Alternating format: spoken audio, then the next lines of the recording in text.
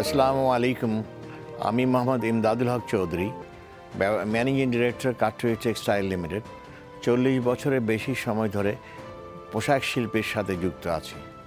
1985 থেকে বিজিএমইর সাথে যুক্ত আছি। এখন পর্যন্ত দুবার ডিরেক্টর পদে এবং ইউডি কমিটির চেয়ারম্যান হিসাবে 12 বছর কাজ করেছি এবং সাস্টেনেবল প্রোডাকশন ফোরামের প্রতিনিধি হিসাবে দায়িত্বরত আছি।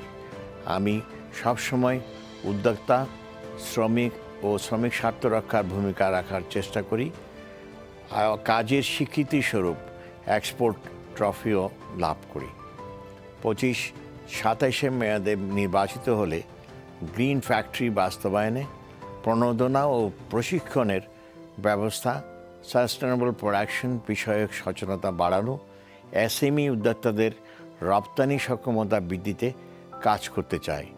আমি অনুরোধ করব আমাদের ফোরামকে পূর্ণ প্যানেলে 1 থেকে 35-এ ভোট দিয়ে আমাদের কাজের সুযোগ করে দেবেন।